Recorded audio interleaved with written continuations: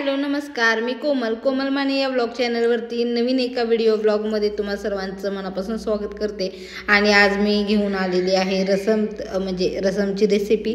तर त्यासाठी मी घेतलेला आहे ते कांदा उभा चिरून आणि 3 टोमॅटो आणि हे मी बाकीची सामग्री जी दिसते ती घेतलेली आहे. चिंच, लसूण, जिरे, मोहरी, साखर, मीठ आणि मिरची एवढं सगळं मिक्सरला बारीक करून घेणार आहे. पण त्याआधी आपण जरासा कांदा आणि टोमॅटो आपण लसूण हे सगळं परतून घेऊया मस्तपैकी तेलामध्ये, जेणेकरून आपला मसाला कच्चा राहणार नाही. म्हणजे जास्त परतण्याची गरज लागत नाही जर मसाला असा आधी भाजून घेतलं तर मी कांदा टाकते, कारण म्हणजे मला फ्लेवर खूप आवडतो, त्याचा छान वाटतो. तर मी त्यासाठी कांदा वगैरे टाकते. तुम्हाला जर टाकायचं असेल तर टाकू शकता किंवा स्किप पण करू शकता तुम्ही कांद्याला, पण मला आवडतो त्यामुळे मग मी टाकत आहे.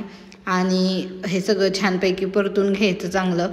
तर मसाल्याला फोडणी देताना आपल्याला जास्त भाजत बसायची काही गरज लागत नाही. ह्यामध्ये सगळं नीट एकदम छान परतून घेतलं तर व्यवस्थित होतो. तर कांद्यामध्ये लसूण वगैरे टाकून घेते ते आणि मिरे, आणि हे छान मस्तपैकी फ्राय करून घेते. तर हे आपण सगळं वाटण करून घ्यायचं आहे. तर मी ते कोथिंबीर पण घेत आहे आणि कोथिंबीर बारीक चिरून मी ह्यातच टाकते. तर ती पण जरा भाजली जाईल चांगली, तर मी म्हणून त्यातच टाकलेलं आहे. आणि ते पण छान मिक्स करून घ्यायचं. आणि मिश्रण थोडं आता परत भाजून होईलच, आता झालेलंच आहे. आणि ते थंड करून घ्यायचं आणि मगच मिक्सरला बारीक करायचं. तर मी बाकीचं सगळं त्यामध्ये टाकून घेते मिक्सरच्या भांड्यात.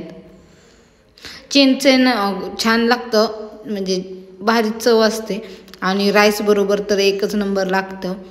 आणि आपल्या शरीरासाठी पण चांगलं आहे, जर खाल्लं तर त्याच्यातनं भरपूर महत्त्वाचे घटक आपल्याला भेटत असतात. तर त्यासाठी मी करत असते आठवड्यातनं एकदा तरी रसम राईस. तर छान लागतं म्हणून मी करते. आता हे छानपैकी थोडंसं थंड करून मगच त्यात भरायचं, नाहीतर मग थोडं भाजतं बारीक करताना. तर मी ते गार करून थोडं घेतलेलं आहे, तरी पण वाफ येतच आहे.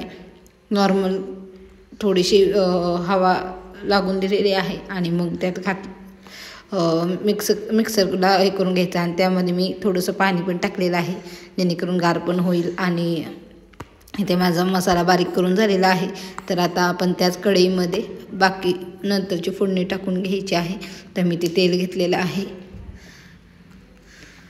त्यातच मी तेजपत्र, आता माझ्याकडे कढीपत्ता असेल तर टाका, माझ्याकडे नव्हता तर म्हणून मी तमालपत्र टाकलेलं आहे. आणि थोडीशी मोहरी, जिरे ते पण टाकलेलं आहे. आणि जे आपण वाटण बारीक करून घेतलेलं तर ते टाकलं आहे, पण ते लगेच उडतं. तर थोडंसं त्याला म्हणजे मिक्स करतच राहावा, नाहीतर उडतं भरपूर ते जोरात. तर मी ते आपला मालवणी मसाला टाकलेला आहे. आणि एक चमचा लाल तिखट टाकलेला आहे, जरा धने पूड, जिरे पूड ते पण टाकलेलं आहे. आणि हळद एवढं मी त्यामध्ये टाकलेलं आहे. तर मी मीठ नंतर चवीनुसार टाकणार, जर मला आवश्यकता वाटली तरच टाकायचं, कारण टोमॅटो पण थोडेसे आंबट वगैरे पण असतात.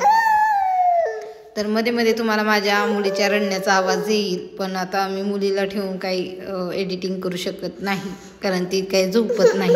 त्यामुळे तुम्हाला आधीमध्ये तिचा आवाज येईलच. तर इथं माझं मसाला छानपैकी भाजून घ्यायचं, तर उडत आहे त्यामुळे मी तिथे झाकून ठेवलेलं आहे, जेणेकरून जास्त किचनवर घाण पण होणार नाही.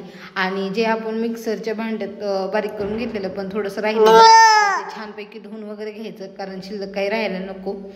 आणि खूप छान लागतं चवीला, एकदम सिंपल आहे, लगेच उरकतं. नाही जर अर्जंट काही बनवायचं असेल ना तर खरंच एक नंबरच म्हणायचं. हे आपण गावाकडे टोमॅटोचं सार वगैरे पण म्हणतात, पण थोडीशी ह्याची पद्धत वेगळी आहे. तर खूप छान लागतं चवीला. ह्याच्या आधी मी केलेलं आहे, तर म्हणलं चला करतोय तर आपण रेसिपी शेअर करूया तुमच्यासोबत, म्हणून मी ठरवलं की टाकायचं यूट्यूबला. तर अशा पद्धतीने आपले झालेले आहे. आपल्याला किती पाहिजे तेवढं कन्सिस्टन्सी ठेवायची त्याची. तर बघू शकता किती दिसायला पण छान वाटते.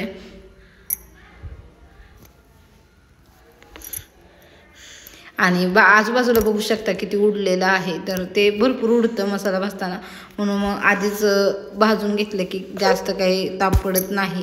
डबल भाजायची काही गरज पडत नाही जास्त.